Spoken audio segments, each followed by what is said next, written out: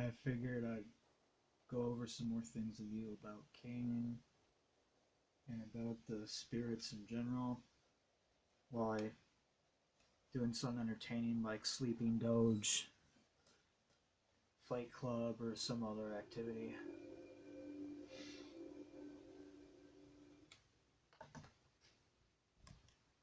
Yeah, you really don't need to be afraid of Qayin. You don't have to um, do all the initiations and things in Liber Felix for to benefit from the prayers.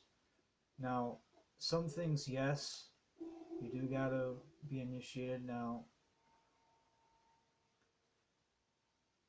particularly with the current, though, if you're just using the devotional prayers or using the seven seals, just be friendly, just come with an open heart and just come to his altar wholesome. Just come to his heart, come to the altar fucking wholesome.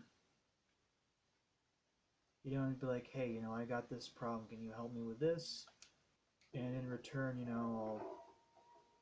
I'll do this for you. It's really, it starts out contractual, but it is going to come to a point where it's going to have to evolve more than that. And no, you fucking idiots, I didn't sell my soul or any of that bullshit to Qayin or Pazuzu. I still own my soul, but it's like, you help me out with this, Qayin, I'll tell others about you. That's as simple as that. So, really fucking simple stuff, you guys. Like the prayer against enemies, okay? Like, that is so simple, and all you're really doing is you're just requesting, it says in there, take out their eyes so they cannot see me, deafen their ears so they cannot hear me, remove their tongues so they cannot bear witness against me, shatter their minds so they cannot think of or remember me, cut off their hands and feet so they cannot hold me, steal from me, take up weapons, or pursue after me. Just really fucking simple. And you don't even have to be Canaanite to use this prayer. I think a lot of like the Canaanite stuff was I see a lot of voodoo looking sigils and like voodoo looking veves and stuff. Like a lot of the sigils in like Book of Sitra and the Liber Felixer books, notice how they're very complex and they're very symmetrical looking. I think a lot of that stuff comes from like voodoo. There's a lot of like voodooing, like ATR, African tribal ritual. African tribal ritualism is totally the wrong way. I thought that was gonna leave off the ramp or something.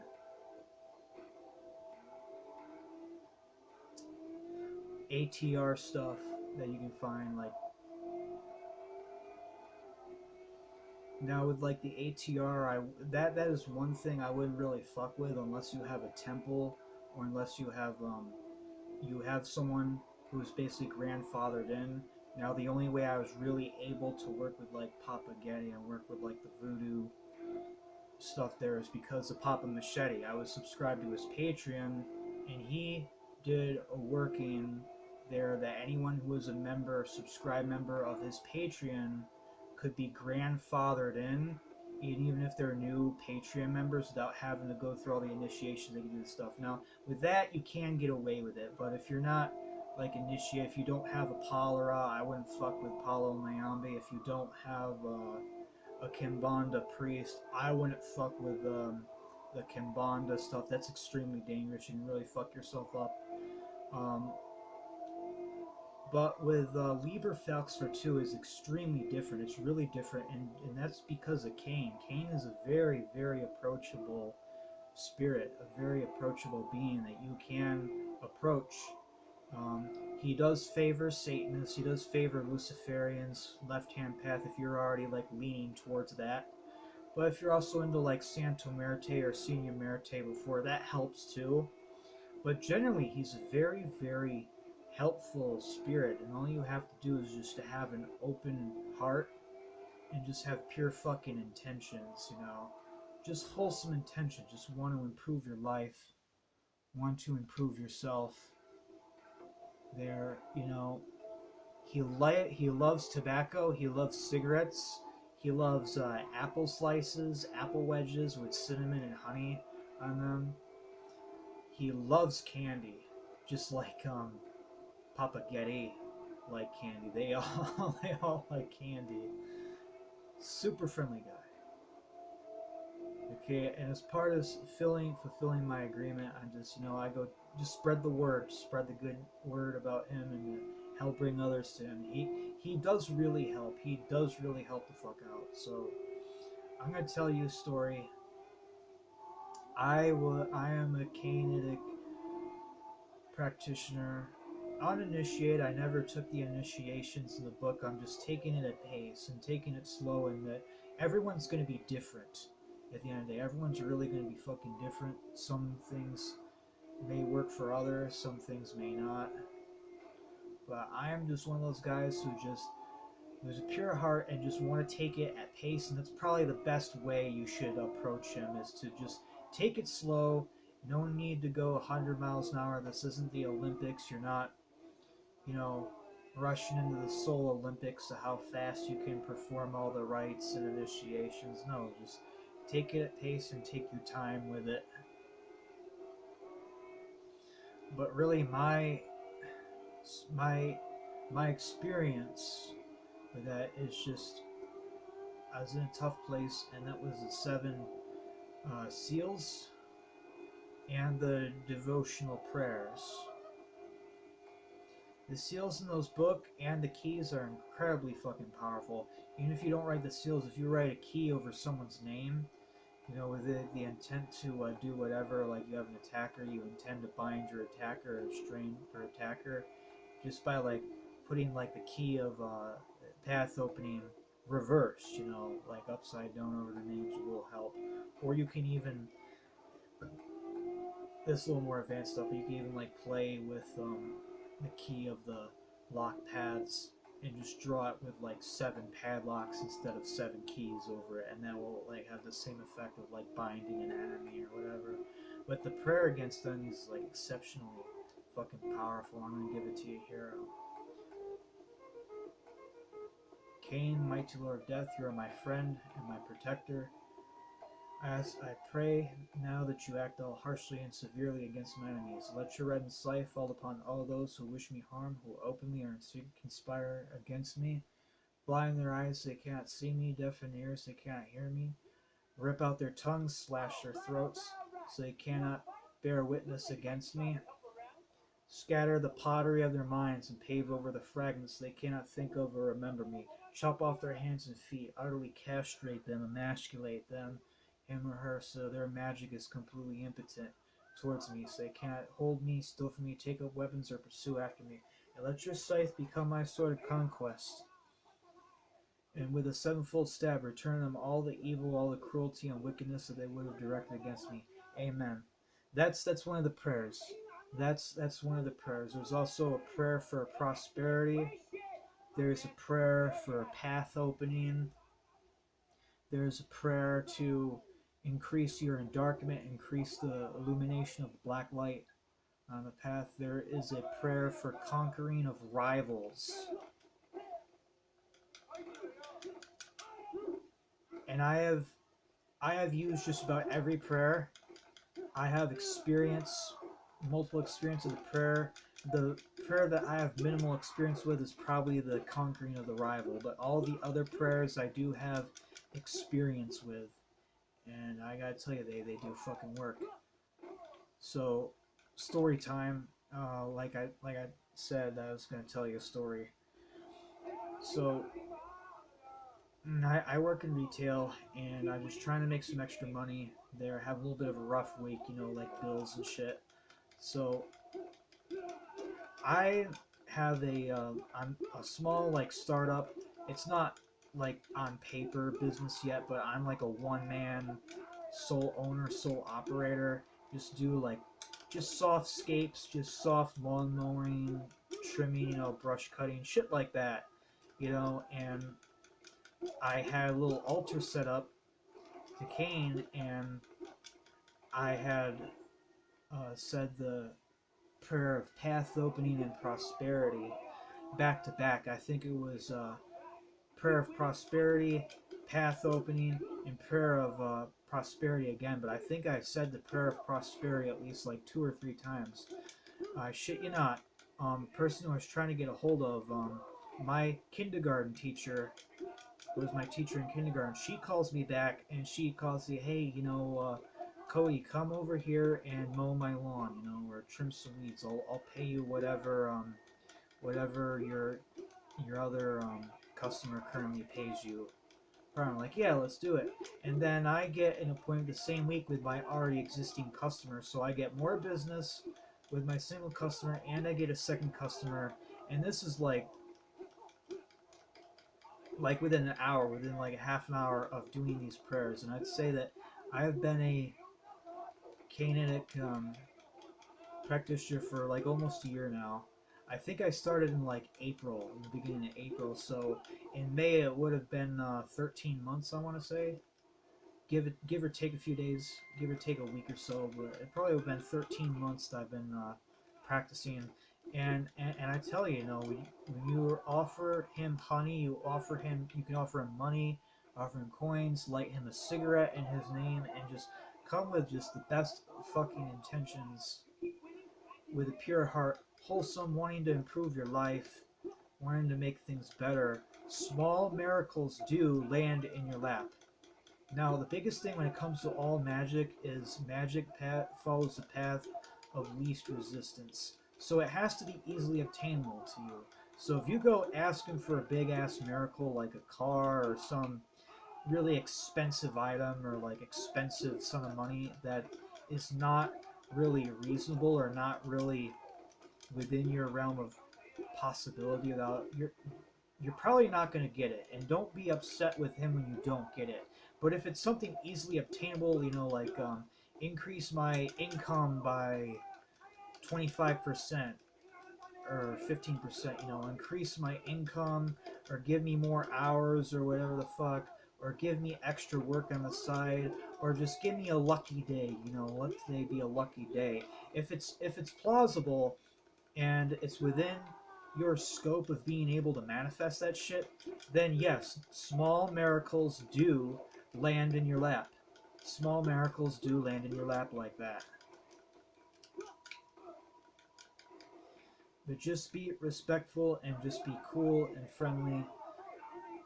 Okay, and he will be friendly to you. And that's the essence of Cain. Cain is not this misanthropic terrorist, wants to fucking burn the whole world to the ground type of shit. No. Cain is very philanthropic. I know it sounds paradoxical. I mean, he is the first killer. I mean, he did slay Abel. But there are some practitioners, some gnostics, who say that the slaying of Abel was an act of self-defense after Abel rose his hand and was going to strike at his wife Lula. But that's a whole nother video. So it's not just the first killer, the first killing. There's some that say Cain did the first self-defense killing. Then the most common theory is, the most common gnosis is that Cain slew Abel after they both sacrificed to God, and Abel's bloody sacrifice was accepted by Yahweh, and Cain's sacrifice of plants was rejected by Yahweh because the smoke flew downwards. But that's not actually the case there. If you really look into the Falsifer books and to other practicing Satanists, there are some theories that Cain actually never worshipped Yahweh, never worshipped the demiurge, but actually sacrificed to Satan down below, and that's why the smoke flew downwards, because he was sacrificing to Satan, and the devil accepted his sacrifice. He was sacrificing to the serpent, and the serpent accepted his sacrifice. And there's just a whole nother reasons too. According to the Canaanic lore, Abel was just a man of the animals, just a man of the farm. He didn't really have any like spiritual inclinations. He was lazy. He would like fuck the farm animals or whatever, but he would never do like any of the real like work. It was Cain who was stuck doing like all the actual labor and actual stuff. So you put all that together. I mean, the brothers, they didn't really get along. They didn't really, get along in life.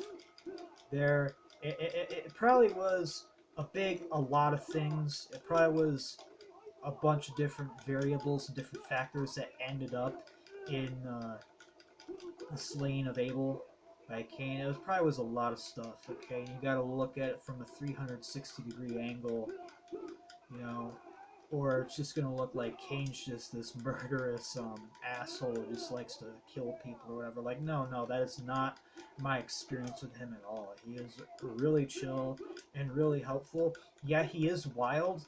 He is wild. He does have a wild side. He is associated with pirates. He's associated with outlaws, gangsters. I almost see Kane as like a gun-toting Jesus, like a Jesus who robs banks and just does crazy shit to help himself and his people. Like, just a crazy, black metal pirate bank robbing Jesus is my experience with Cain. But he has a really big heart and he wants to just help his people. And all you gotta do is just ask. He can't intervene with your life unless you ask him to, and that goes with all the spirits. They cannot intervene unless you invite them to, unless you ask them to.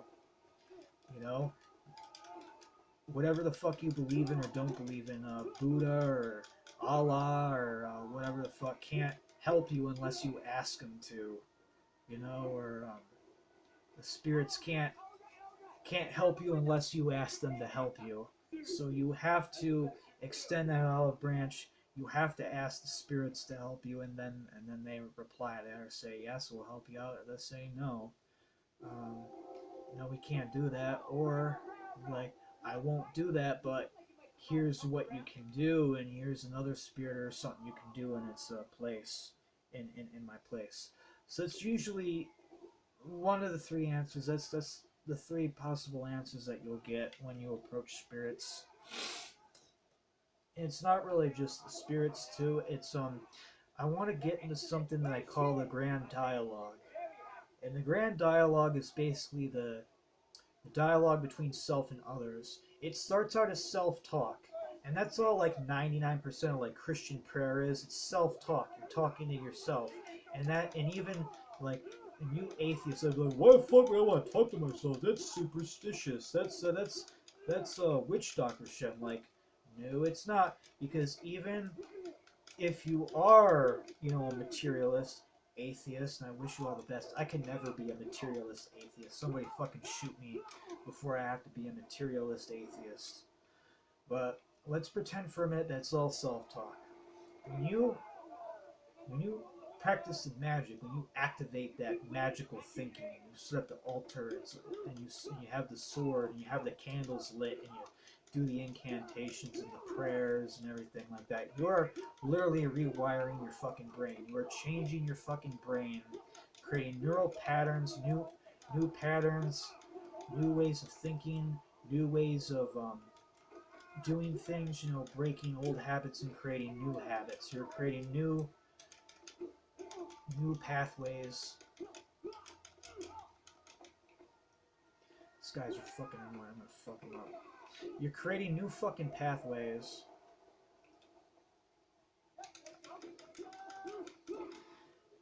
And you're changing the way your brain works. You're no longer an NPC, basically. When you start this grand dialogue, it starts off with self, but you extend it outward into the other, and that's what really all like gods and goddesses really are. It's the way that you experience otherness. Okay, so I'm a self. I'm going to. This is before any religion. This is back when everyone thing was still animism. The first people said, you know what? I'm going to talk to this rock. This rock has sense. I'm going to talk to this rock, and I don't care how the fuck this dialogue manifests. Okay, you can talk to a rock, you can talk to a fucking tree, you can talk to animals or whatever the fuck. It sounds crazy. It sounds like nonsense.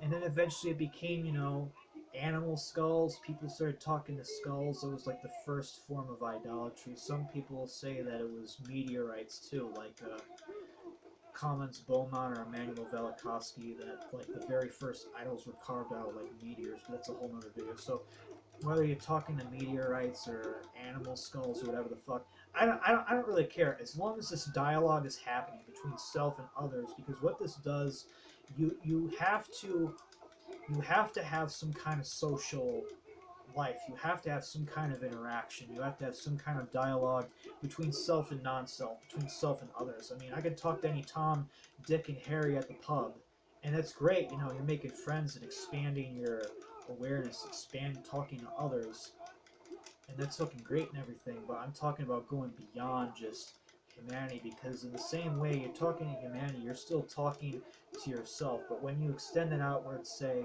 you know, I'm going to talk to the goddess archetype. I'm going to talk to this image or that image, or I'm going to talk to a skull, or I'm going to get out of my comfort zone and I'm going to talk to this thing that scares me. I'm afraid of death, but I'm going to talk to it anyway. I'm going to confront my fear. I'm going to talk to it anyway. That's an expansion. That is an expansion of your consciousness. And really, all religions there, like any occult, it's not about what the fuck you can get out of Cain. It's not about how much money you can get out of them. Okay, if you come to that out of like greed or whatever, or come to like any occult faith out of like pure greed, oh, what can I get out of you? What can I get out of you? What can I get out of the gods and goddesses? You're not gonna get very fucking far, because they can see through that bullshit, and you're really talking, fucking with forces that you cannot lie to. You cannot lie to them. They see through your shit. You cannot lie to them, and you're just really setting yourself up to.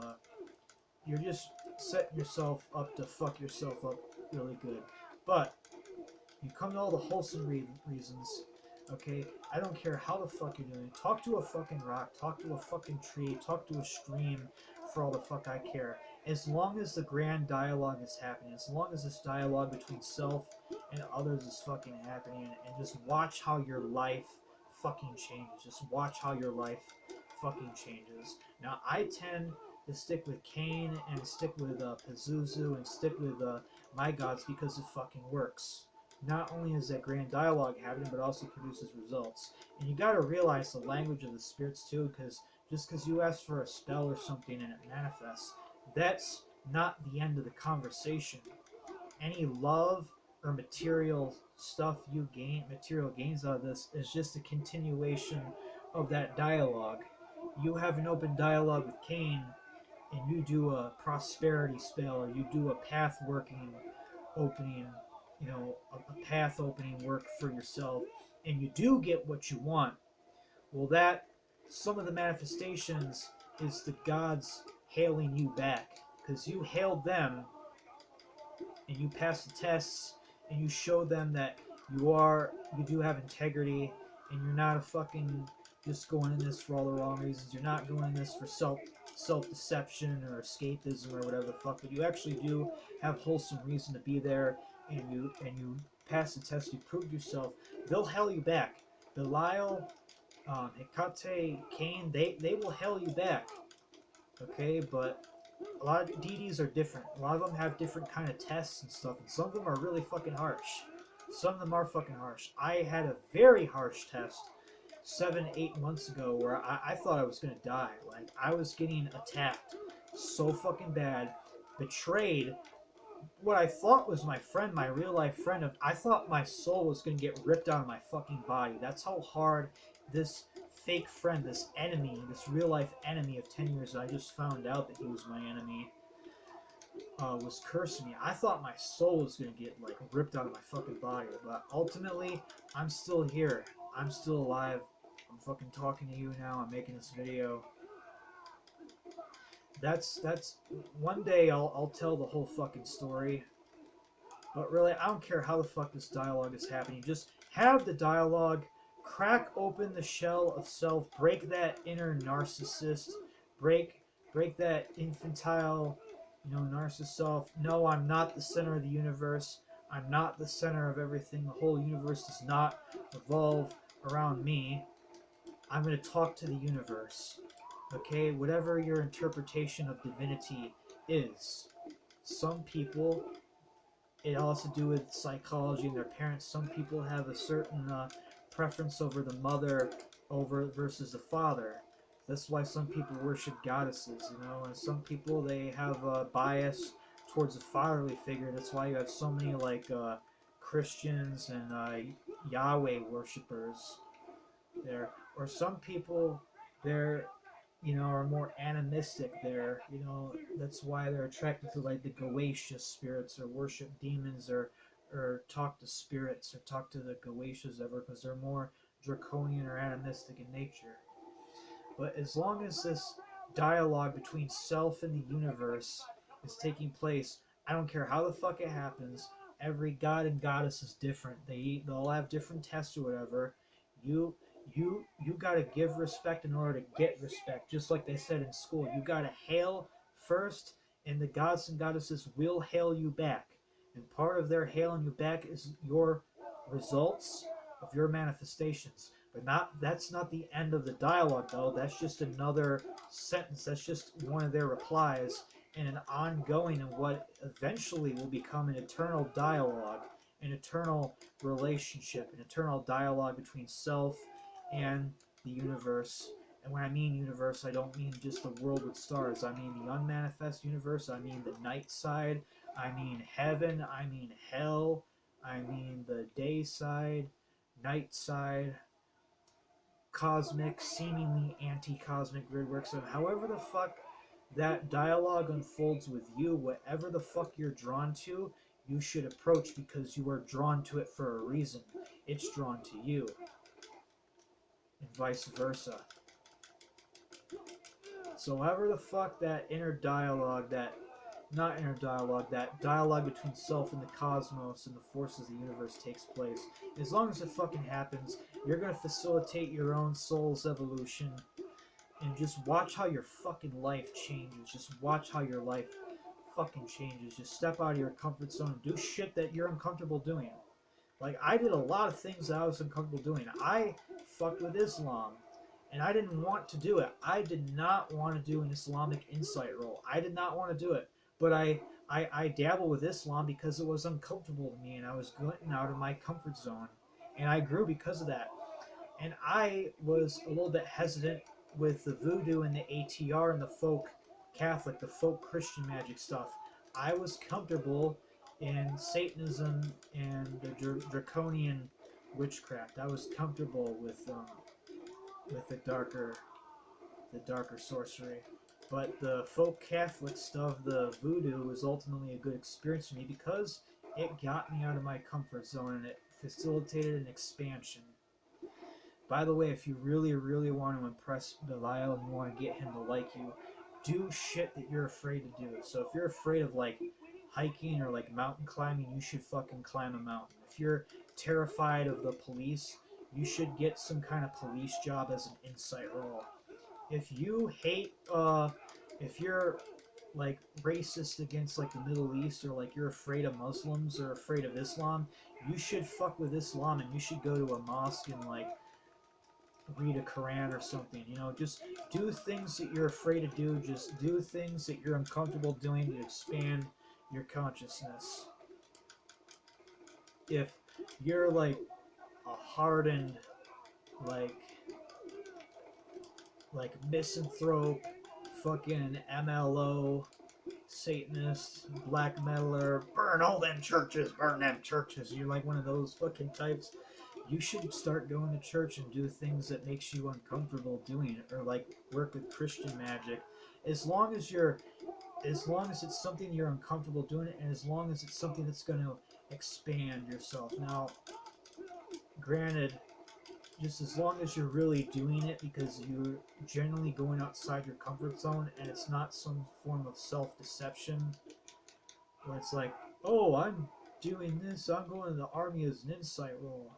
No, that's not an insight role. If that was already inside of you, if going to the army was already a part of your personality, that's not an insight role. An insight role has to fucking conflict with your personality. It has to challenge you on the psychic soul level. It has to be traumatic and it has to be a shock to your system, or it's not a true insight role.